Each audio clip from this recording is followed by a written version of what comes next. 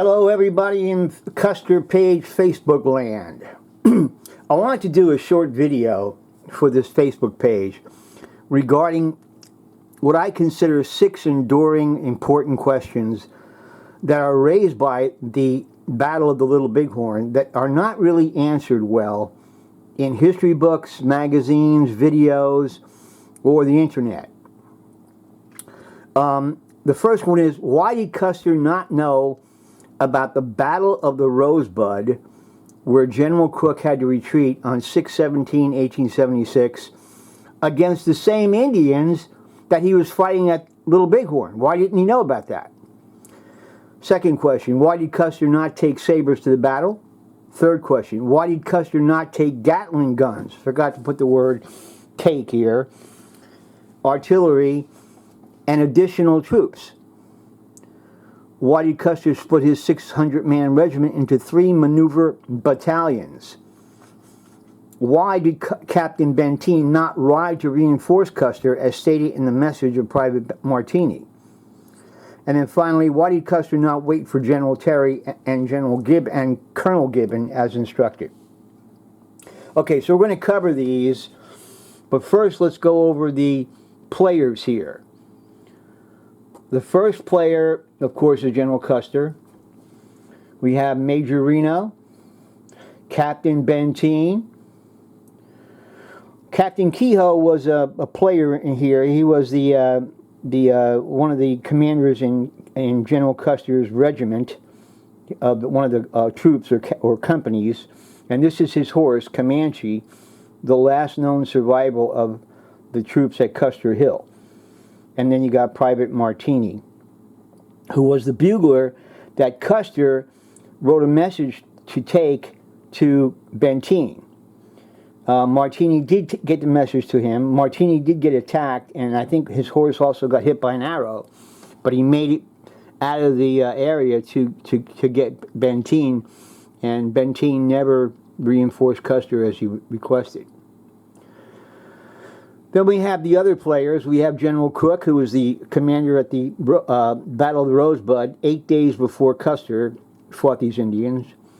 You have General Terry, who was Custer's immediate boss. General Terry was the commander of that operation. I didn't put Colonel Gibbon on this, but Colonel Gibbon was another commander under Terry. Sheridan was the operational commander of this entire operation. General Sheridan from the Civil War was a great general, and he and Custer were very close. Sherman was the overall army commander. In the backdrop behind these guys is President Grant. Now, President Grant and Custer did not get along. Custer had been involved in some kind of a congressional investigation against General Grant's administration with regard to the Army commissary and the way it was being run in the plains, and then there were allegations of collusion and money corruption, that sort of thing. And Custer testified against Grant's administration. So Grant and Custer had an axe to grind. Grant was not the type of guy to be forgiving. He was a tough officer himself who became the president. He was a Republican. Custer was kind of a Democrat. In fact, if Custer had lived and won that Battle of the Little Bighorn, he probably would have run for President of the United States against Grant in that coming November of 1876. But it never happened because obviously Custer did not survive the battle. And then finally we have the hostile Indian leaders. Here's a picture that's supposedly of Crazy Horse, okay? Now, a lot of people say there was never a picture taken of Crazy Horse, and this picture is wrong, but a lot of historians say that this is Crazy Horse. Sitting Bull was an older chief. He was a medicine man at this time, and he was responsible for kind of being a cheerleader of the religious fervor that encouraged Crazy Horse and Gall to attack the soldiers. Red Cloud was also a war chief at this time, but he was not this battle. And I believe Roman Nose was also a war chief, But he had, I think Romanos had actually been killed before this, but he was one of the war leaders at this time. Okay, so that's the backdrop of this whole discussion. So the first question, why did Custer not know about the Battle of the Rosebud, where General Crook had to retreat, excuse me, on 6/17/1876? This is 8 days before the Battle of the Little Bighorn. Why did General Crook not inform General Terry and Custer about this battle and the results of it? We don't know. It's never been answered by history, and I've never even seen a history book that raised the question. General Crook died around 1898 or so, maybe earlier, maybe 92. So he was out of the picture after that, and no one asked him, why didn't you send riders north to warn Custer and General Terry? Why didn't he do that? We don't know. Maybe he felt it was unnecessary. There could be a lot of reasons. Maybe he wanted to spare any men. General Crook had attacked these same Indians at the Rosebud on 6/17/1876 with a force of 1,100 infantry. He had to retreat. Okay? Not only did he retreat just as fast as he could, because they were an enormous force, in addition to that, the Indians got ammunition, they got guns, they got horses, they got uniforms, they got supply wagons, they got a lot of stuff that General Crook could have warned Custer and Terry about, but he did not. Again, history books are really silent on this. Nobody asked Crook why he didn't do that. Okay, now, another question always comes up. Custer was negligent because he didn't take sabers. Well, sabers were really a decorative item at this point. They were for ceremonies. Nobody charged with sabers anymore against Indians because Indians didn't have sabers themselves, and it really wasn't effective against Indians. Indians, hostile Indians, were the original gangbangers, okay? They were original gangbangers. They would hit and run. They never had a large enough force to face cavalry. When they saw cavalry coming, they really took off. They dispersed into the hills just like Kaiser Solse. They disappeared. So that was the normal routine. The Custer would come, the cavalry would come, the cavalry would come, sometimes with Custer, and they would disappear. Okay? That was the standard backdrop that we were facing. Why did Custer not take Gatling guns? Okay. A lot of people say, boy, if he had Gatling guns, he would have won. No, possibly not. First of all, Gatling guns are not an attack weapon. They're a defensive weapon, and same with artillery. Now, additional troops, Custer felt that he had enough troops to handle this situation. There was no point in adding more. It would just be more on the trail, more dust, more noise. He wanted to surprise these Indians. So, the Gatling gun would also jam up. They had a lot of jams. They'd fire a few shots and they would jam up, and you'd have to cool them, clean them, and try to fire them again. Artillery is way too heavy. You got to remember, what is the cavalry today? The cavalry today is a quick, light, maneuverable force. They are tanks, and they are helicopters. They are fast, lightning forces, shock troops. Cavalry is shock troops. They're not meant to be a heavy force. The heavy force was what Crook had on the 17th, and that didn't work. So Custer, in my opinion, was right in not taking these. Okay? Again, Custer, in his mind, when they see the cavalry, what do? They run. That's what's in his mind. He's seen it over and over again. Now, another question, an enduring question. Why did Custer split his 600-man regiment into 3 maneuver battalions? You get this a lot. They say, oh, he split them up. That was a big mistake. Well, he lost 215 men of the 600-man regiment, right?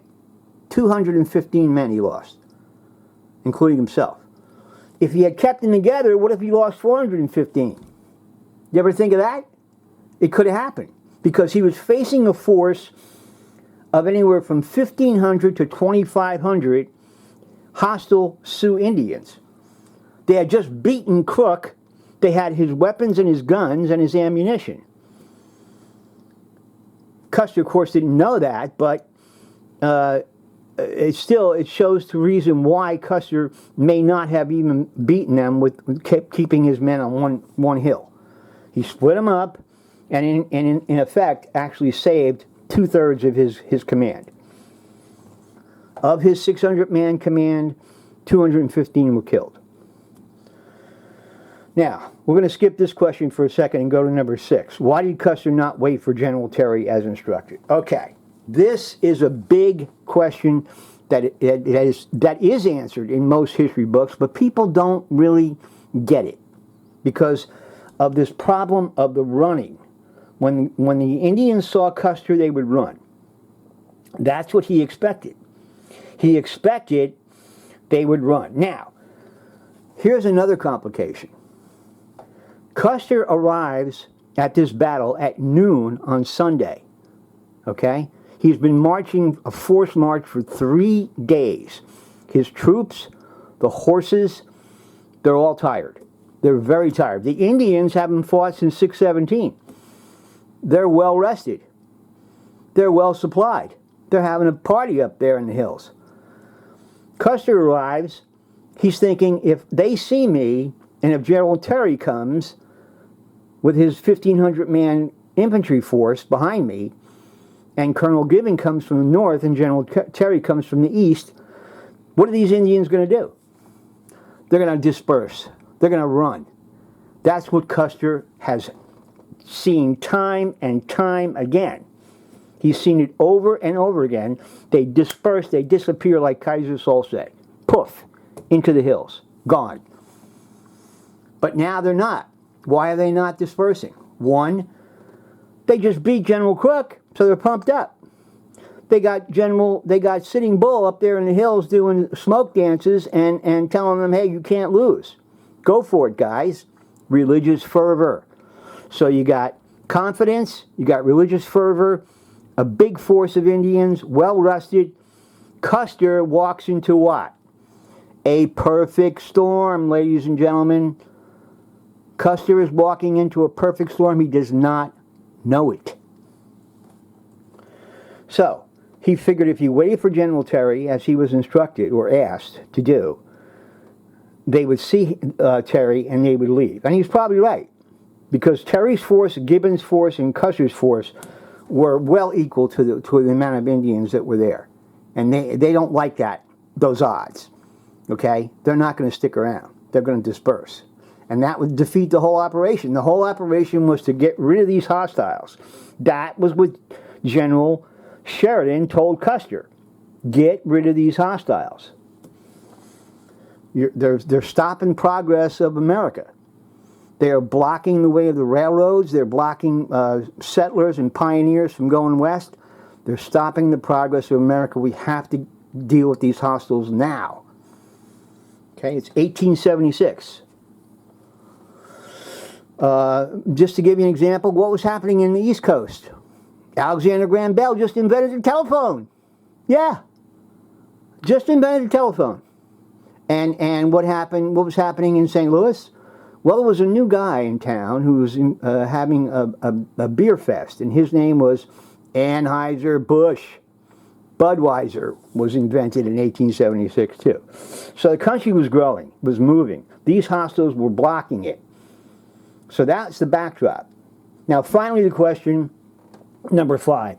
Why did Captain Benteen not ride to reinforce Custer as stated in the message? Custer gives Private Martini the bugler a message to ride to Benteen. Tell Benteen to come quick and bring the packs, bring extra supplies. It was what he meant. Benteen claimed he did not understand the message. That's why he didn't respond. And that's all history says. Now, I'm not going to say Captain Benteen did anything wrong. It is well known that he and Custer had a great deal of disagreement over tactics, strategy, and a lot of military type disputes. They did not see eye to eye on a lot of basic military tactics and questions. So there was a problem between Custer and Benteen. But Custer trusted Benteen, as you can see. He trusted him, but it was not reciprocal. It was not mutual. Okay?